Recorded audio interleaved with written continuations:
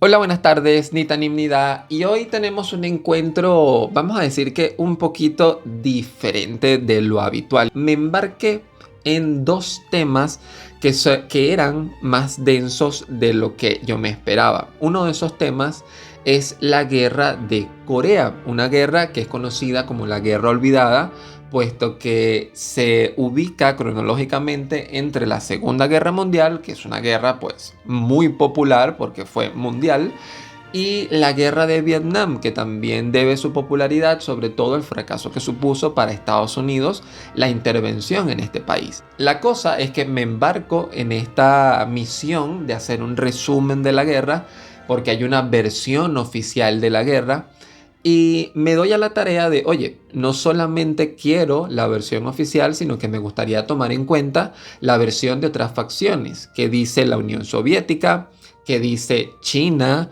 que dice Corea del Norte, que dice Corea del Sur, que son principalmente ¿no? los que estaban involucrados, o era el territorio que estaba en disputa, y no simplemente la versión oficial, la versión de Estados Unidos. Como tampoco soy historiador, digamos que se me fue un poco de las manos el tema y vine aquí sin tener un video preparado.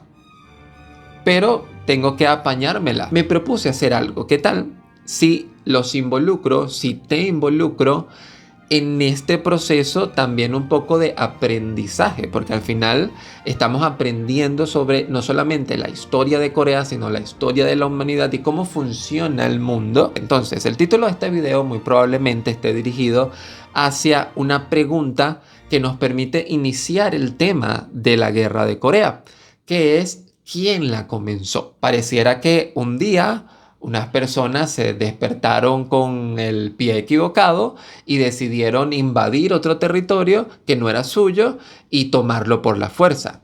Ajá, el norte atacó al sur.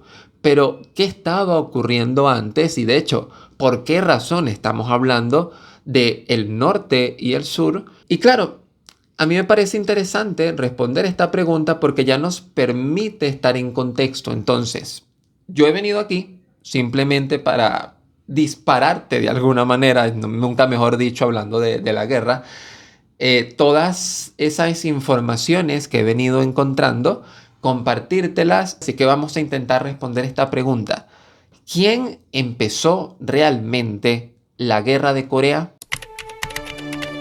Yo me atrevería a irme hasta el año 1943, donde hubo una reunión entre Gran Bretaña, Estados Unidos y China, y fue una reunión de la que se puede extraer algo que considero un hito o un punto crucial en todo esto, y es que la declaración que se dio luego de esa reunión fue que Corea en algún momento iba a ser libre. Es decir, ya en el año 1943, 2 años antes de que terminara la Segunda Guerra Mundial, ya se estaba hablando sobre Corea. Pero lo cierto es que para esta época el territorio de la península coreana no era un territorio que para Estados Unidos fuera estratégicamente importante. No así para los gobiernos como China o como la Unión Soviética, que ya estaban en un proceso de expansión de la ideología comunista y que vieron también en Corea la posibilidad de tener estratégicamente un territorio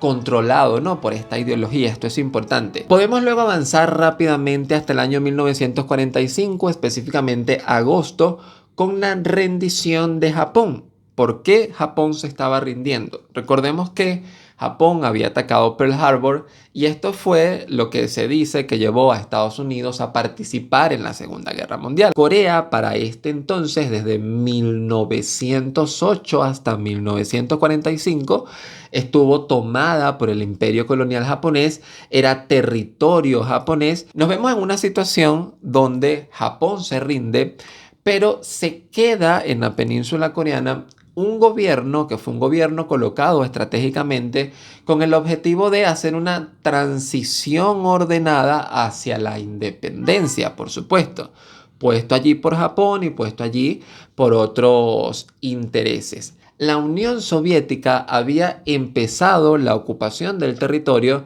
porque, como ya les comenté anteriormente, era a nivel estratégico importante para la expansión de la ideología comunista. Entonces el Ejército Rojo llega a la península y para septiembre es que llega Estados Unidos. Cuando Estados Unidos llega a la península, ya la península está ocupada por el Ejército Rojo. Pero ¿por qué Estados Unidos se involucra? Si ya te he comentado que Estados Unidos realmente no tenía interés en el territorio, pues lo cierto es que este interés de repente apareció cuando se tomó al comunismo como un enemigo y había que evitar a toda costa la expansión de esta ideología en la región, sobre todo, como ya dije, por lo que estaba pasando en la Unión Soviética, que ya era una extensión de territorio bastante grande, y también lo que estaba pasando en China. Cuando Estados Unidos llega, al ya estar el ejército rojo, el ejército soviético, para no entrar en conflicto, ya se había pactado distribuirse el terreno. Fíjate, se había liberado a Corea de Japón, pero realmente no se había independizado de facto. Había sido invadida por primero el ejército soviético y ahora llegaba el ejército estadounidense. Y entre estas dos potencias se distribuyó el territorio como una especie de trofeo por haber ganado la Segunda Guerra Mundial. Recordemos que estas dos potencias habían sido aliadas en la Segunda Guerra Mundial para poder derrotar a la Alemania nazi. Se acuerda entonces que en el paralelo 38, que si lo notas en un mapa es prácticamente la mitad de la península, ese es el famoso paralelo 38, dividir el territorio a nivel geográfico en dos, la parte norte y la parte sur.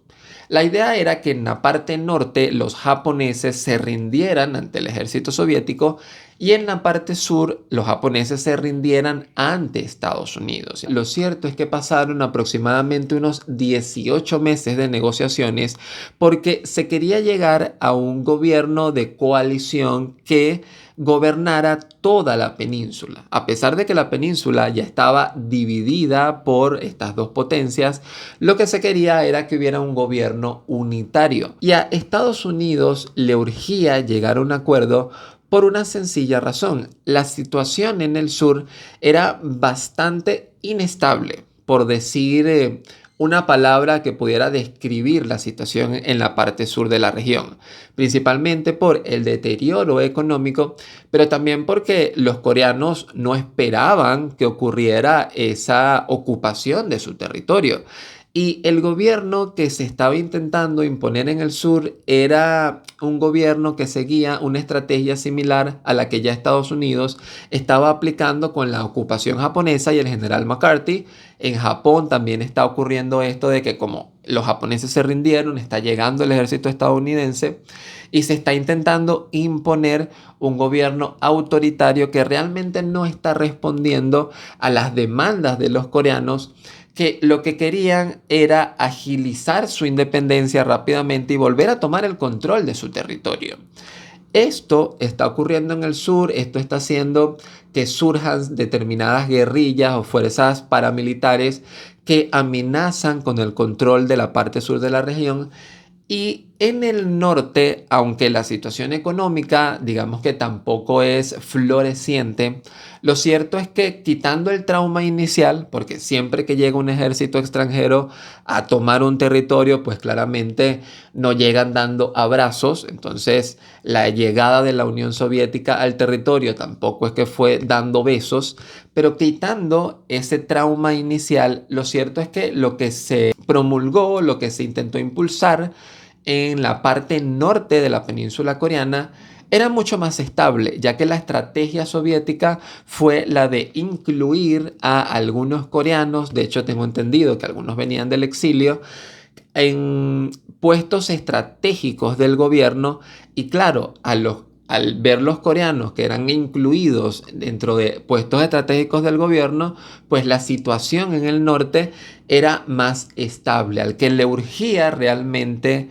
llegar a un acuerdo era a Estados Unidos, sobre todo porque recordemos nuevamente que en su país, en Estados Unidos, estaba creciendo la presión porque por una parte, Corea no era realmente de interés y al mismo tiempo se quería que no se siguiera gastando el dinero de la gente, de los impuestos de la gente, en gasto militar. Entonces lo que se hizo fue buscar a la ONU y que desde la ONU se exigiera la celebración de unas elecciones que permitieran elegir a un gobernador y ese gobernador iba a ser el gobernador de toda la península. Pero claro, Estados Unidos no es tonto. Ellos sabían que la Unión Soviética no iba a aceptar esto, pero se siguió adelante como un mecanismo para también poder controlar lo que estaba ocurriendo en el sur. Ya para esta época, la mentalidad de Estados Unidos sobre lo que había que hacer en el sur estaba cambiando. Habían decidido, valga la redundancia, cambiar la estrategia y empezar a mandar dinero. Se estaba buscando la aprobación de un plan de financiamiento de 3 años para enviar dinero y que el gobierno que se pudiese colocar en Corea del Sur de alguna forma controlara la deprimente y decadente situación económica que había en el sector. Se realizan entonces las elecciones, se coloca en Corea del Sur un gobierno de corte militar autoritario, se funda la República de Corea y en el norte no se quedan de brazos cruzados. La Unión Soviética también promueve la elección de un presidente y se funda la República Popular Democrática de Corea, lo que hoy conocemos como Corea del Norte.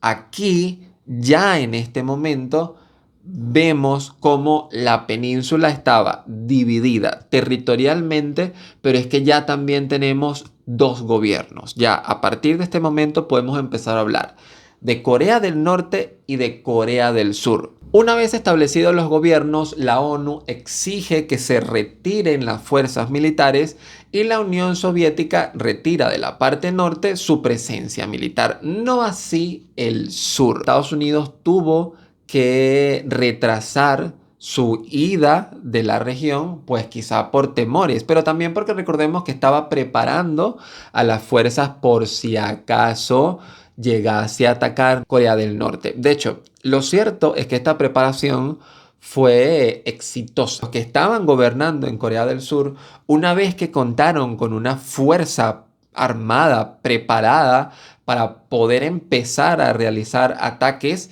pues no titubearon. Y antes del inicio oficial de la guerra en 1950, pues lo cierto es que ya habían empezado escaramuzas y conflictos en el paralelo 38. Y esto al parecer era un miedo que tenía Estados Unidos y por eso había restringido, a pesar de que había preparado a las Fuerzas Armadas con el objetivo de que estuviesen preparadas ante una posible invasión, lo cierto es que había restringido el envío de material bélico, el envío de armamento, el envío de equipo militar, porque temía que el gobierno que se había puesto en el sur intentara atacar el norte. La cosa es que estos temores que tenía Estados Unidos, si nos damos la vuelta y lo vemos desde el norte, pues también los estaba enfrentando la Unión Soviética, pero no como temor, sino porque directamente el norte le estaba pidiendo desde hace aproximadamente un año que les permitiera, que les autorizara la incursión en el sur, porque ellos creían, ellos tenían la teoría de que iba a ser bastante sencillo tomar el control del territorio, porque como la parte sur era inestable, estaba la presencia de la guerrilla y confiaban en que desde el sur la gente también se iba a sublevar. Tomar el territorio iba a ser sencillo. El norte estaba pidiéndole a la Unión Soviética autorización para poder tomar el control del territorio de Corea del Sur. Pero la Unión Soviética no veía con buenos ojos esta intervención, principalmente porque temía que si se atacaba al sur, Estados Unidos podía intervenir directamente. Y la Unión Soviética no estaba en ese momento para estar sosteniendo un conflicto directo con Estados Unidos. Pero la insistencia del norte fue tal que la Unión Soviética terminó cediendo con una condición. Si China, que ya estaba viviendo su proceso revolucionario con Mao, si China autorizaba la intervención, entonces el norte podía proceder en su ataque. Así que, ni cortos ni perezosos, el norte se reunió con China y Mao tampoco lo veía con buenos ojos. Mao, que también tenía sus intereses, su revolución interna y también estaba con estos ideales de expansión de la ideología comunista, no veía con buenos ojos que Corea del Norte atacara a Corea del Sur, porque si Corea del Norte atacaba, se iba a meter Estados Unidos e iba a iniciar un conflicto directo con una potencia como la estadounidense. Ni la Unión Soviética ni China veían con buenos ojos la intervención militar. Pero, y aquí tengo que introducir un nuevo elemento, y es que al parecer China y la Unión Soviética sostuvieron una reunión donde la Unión Soviética había asegurado que en caso de que Corea del Norte atacase el sur, ellos iban a intervenir con un apoyo aéreo y logístico para defender la parte norte. La cosa es que ante esto, Mao cede, se autoriza la intervención, ya el norte tiene luz verde, tanto de la Unión Soviética como de China, y inicia el ataque. El 25 de junio del año 1950 se inicia oficialmente, o es la fecha que se tiene oficialmente, del inicio de la guerra de Corea en una avanzada impresionante. Lo que quiero llegar con todo esto que te he contado es que hasta ese 25 de junio del año 1950 ya el conflicto entre las Coreas se había llevado la vida de más de 100.000 personas. Por eso es lo delicado de decir que el conflicto empezó en esta fecha, pero había una serie de movimientos anteriores, ya la región estaba dividida, ya el territorio estaba dividido, ya el conflicto estaba servido. Nota que en todo esto todavía no hemos tomado en cuenta cuál es la versión de los que más sufrieron este conflicto. Los coreanos, los que pusieron muchas vidas, los que vieron a sus familias divididas, los que esperaban que luego de la independencia pudiesen construir un proyecto de país, un proyecto de Corea, que terminó con la división de su territorio. Porque al final, más allá de todo lo que yo te conté, que son simples estadísticas y son simples números, lo triste es que detrás de esos números, de esas estadísticas, hay personas, hay historias, hay nombres y hay mucho dolor.